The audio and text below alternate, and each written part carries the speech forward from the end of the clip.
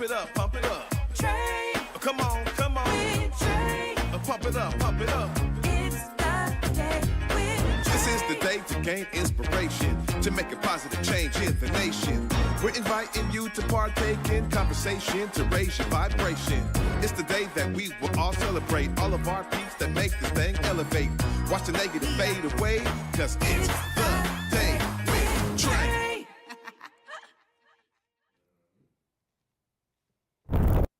Happy Tuesday, everybody, and welcome to the Day with Trae. I'm Deaunte Damper. I'll be stepping in for my girl Trae this week, and we are so excited. I hope you've been enjoying your Tuesday, because your Tuesday is about to get better. I have my girl Dominica A here, who's the Director of Equity and Social Impact, and she is here with me right now. Hello, thanks for having me. How are you doing? You know, I'm blessed. You know, I think about your title and how important that is, not just for the library in itself, but just community. Can you embellish a little bit more on your job at KCLS? Yeah, sure. So I'm the Director of Equity and Social Impact for King County Library System. And I've been with KCLS since October of 2020. Started out as the first DEI Director, or Diversity, Equity, and Inclusion Director. I'm sure if we remember back to what the climate was in October of 2020, and folks being hired on as DEI directors. So since that time, we've done a lot of work in terms of organizational DEI assessment, accessibility audit, world language community needs assessment. You know, we've done a lot of work to really just take a look at everything from a diversity, equity, and inclusion standpoint for how best to serve the great diversity of our service area. And then kind of moving forward into how do we become the Equity and Social Impact Department. We basically inherited the Health and Social Services piece of the library system, so the homeless outreach, the Peers in Libraries program. So we're really leaning into, the Health and Social Services piece and the determinants of health, and looking at diversity, equity, and inclusion from that standpoint, looking at our communities from that standpoint as well. And I think that is so important, especially during this time, especially during 2020. There was so much of like, how do we bring folks back in? How do people stay engaged during the pandemic? Because some people couldn't even get the access to the libraries. So, how, for yourself, how did you feel taking on the role? It was, I think, how did I feel taking on the role? I think I felt both nervous and empowered. As I took on the role, it was, I was given some budget and some pre-existing staff and told, okay, we trust you, go ahead and, build a department, build the program around that. So, figuring out those key priority areas for the organization, social impact, world language equity, library access and accessibility, our assessment strategy and training, and then also our communications around diversity, equity, and inclusion, because how you communicate it is just as important as the work and the initiatives themselves.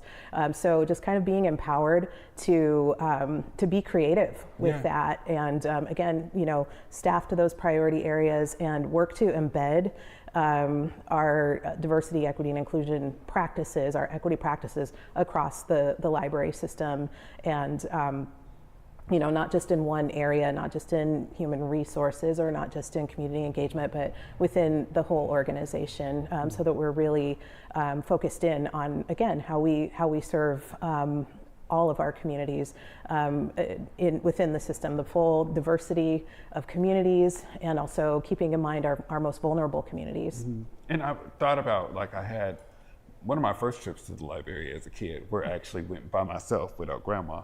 Me and one of my close friends, his name was Caesar, and he had just moved here from Ecuador with his family, and he had a language barrier, but he had a teacher. We had a librarian there that actually just helped walk him, and we actually had things that were in Hispanic, for him to be able to, in Espanol, for him to be able to get access to. So what are some of the things that y'all have been working on in the areas of language?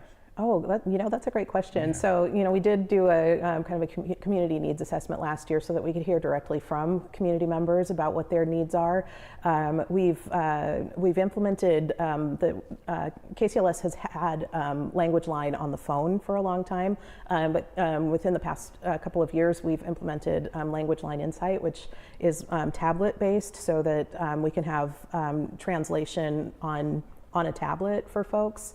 And then we're also, looking, taking some strategic looks at our staffing and making sure that we are compensating our staff who are using their language skills, who are already world language speakers. Yeah. They're already using their skills to communicate with community members, as an example. And so, we've restructured our world language stipend policy so that they're able to be compensated for that work. Yeah, and it's so important, and I appreciate KCLS for doing that, because I think I keep on just thinking about the past couple of years, and people have utilized, they banned books in certain states. They have kind of like tried to erase some of the history of existence for some of our folks. What are some of the things that y'all have done to try to make sure that we're prioritizing all folks? I know that you said it in the areas of language, but when I'm thinking about Black and brown folks, when I'm thinking about Indigenous folks, when I'm thinking about queer folks and community, it just breaks my heart to know, like, my nephews and nieces live in Florida, and they won't may not have access to that history. But I know that KCLS has done some great things in that space.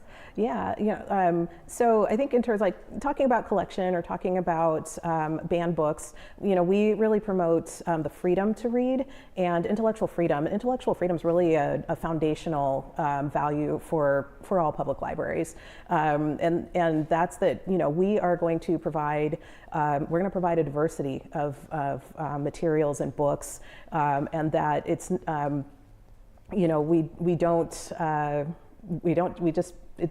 it would take a lot for us to engage in book banning. Yeah. So that's really it's like I said, it's a core principle of libraries. That intellectual freedom. I think in terms of there's more to libraries than just the books as well. So there's also programming, there's events. We really make sure that we are promoting our heritage and awareness events throughout the year. So Black History Month being one of those. And we're also, we have a diversity of programs, and we don't want to look at it as, oh, this is a diverse program, but that KCLS has a diversity of programs, that we are serving a diversity of communities. And we're also really intentional about centering the most impacted, those communities and those patrons that are most impacted by systemic inequities, that we're really making sure that we're,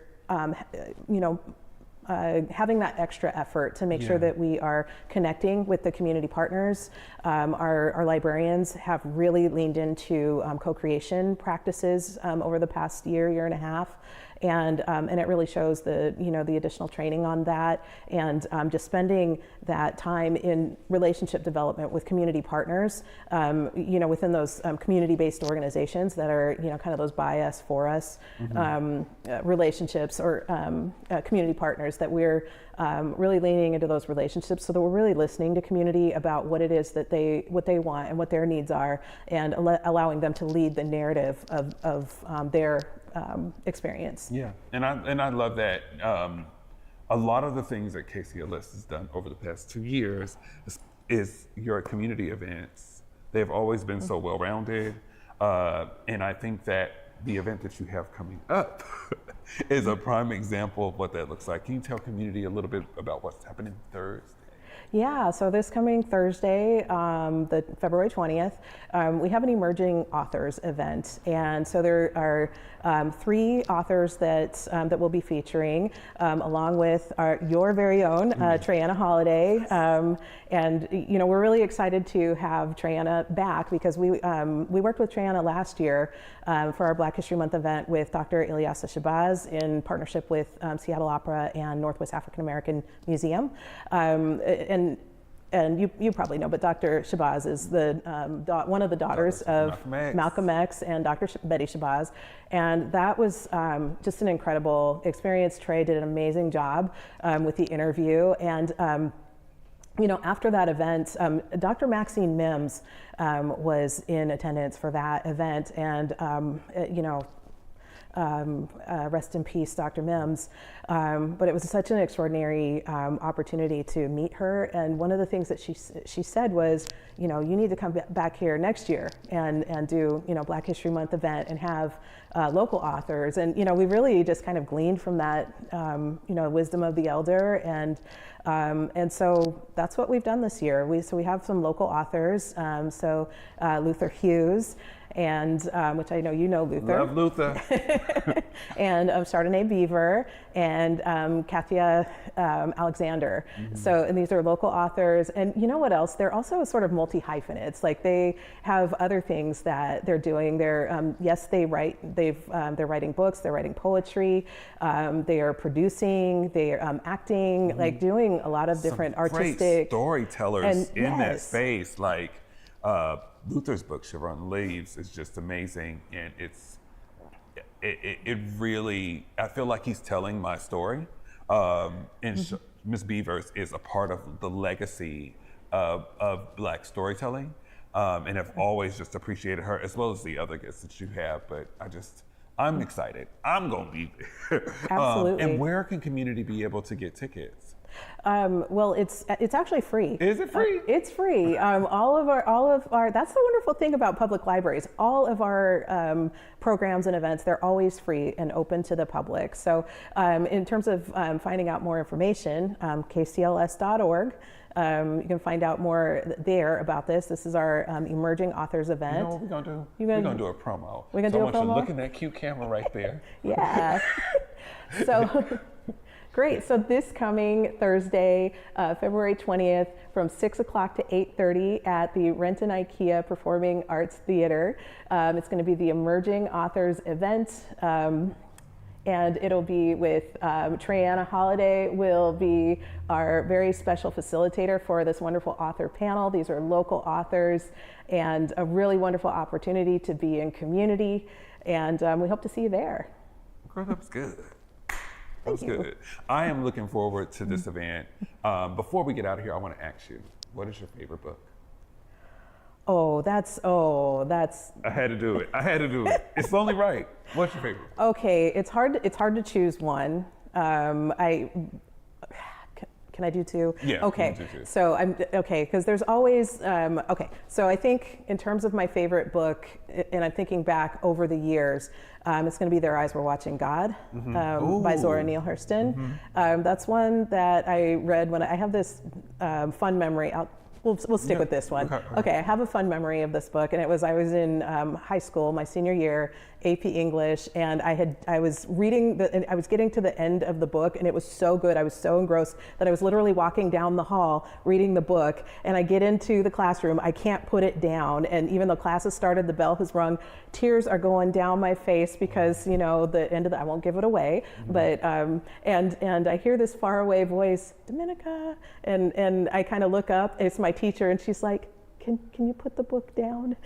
So books can really do that to you. Yeah. They can take you to another place and help you forget about what's going on around you sometimes. Mine's is Elin Harris, If This World Were Mine. My friend, I wasn't much of like a reader of like books unless like I had to do in school. And my best friend, Coriel, used to read me the excerpts because Elin Harris is an amazing writer who was queer and really started writing in realistic stories of our experiences. And I remember him reading a couple of the chapters over the phone. We're like 14. I'm like, ooh, this is so good. But it had a really big impact on my life and wanting to tap in with community, with people. And I'm just grateful for him. Shout out to Elin Harris, RIP. But I want to thank you so much for coming on. And I know I'm going to see you Thursday, and community needs to be seeing us Thursday. So Yes. Thank you so much for coming on, and we appreciate all the work that you and KCLS has been doing here in our community. Thank you likewise, and thank you for having me. Yes. And we're going to take one more break, and you'll be back with me before we get out of here. You're watching The Day with Trae. Listen up, Puget Sound. This is a call to my fellow Black business owners. It's your girl, Vasa Gordon. It's your boy, Eric Calligraphy, and I know times are tough out here. Especially for our restaurants, dude. I already know you're feeling the weight. But let me be clear, we're not going to stand by and watch our community struggle. Here at Back to Vasa and Converge Media, we know Black businesses are the heartbeat of our community. We bring the culture, the flavor, and the soul, and we need you to keep on thriving. We need you. So that's why we're opening our platforms to you. Whether it's telling your story, shining a light on your challenges, grabbing resources for you to know about. Dude, we even want to help bring more customers through your doors. Man, we got you. Are you a restaurant owner trying to keep your lights on? A new business fighting to make your mark? Whatever your story, we want to hear it and help. In order to make that happen, we need for you to head on over to whereweconverge.com/support Black business and let us know what's happening. Let Back to Vasa and Converge Media amplify your voice and help drive traffic to your business. Man, don't wait. Converge Media is here to uplift Black business in the Puget Sound. So man, make sure you visit whereweconverge.com/support Black business and let's rise together. Empowering the community one connection at a time. ConnectWA is your partner in finding the support you need. Download the app today and experience the difference that a connected community can make. Learn more at eec-wa.org/connectwa-app. I want to thank my amazing guests today. I want to thank KCLS. We were just talking during the break about just how supportive King County Library Systems has been to our community. So if you are near one, especially for this event Thursday, you need to tap in. But above all else, like, I want to say the libraries are a part of our neighborhood.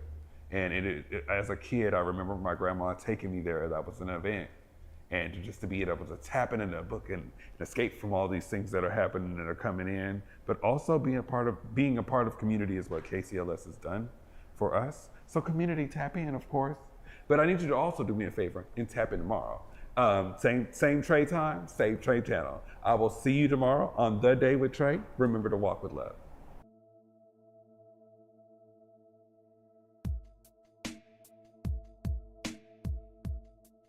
Converge Media produces culturally relevant content for Black and urban audiences. Our coverage is raw, transparent, and objective, praised by community leaders, government officials, and residents. Support Converge Media today via Venmo, Cash App, or PayPal at Converge Media.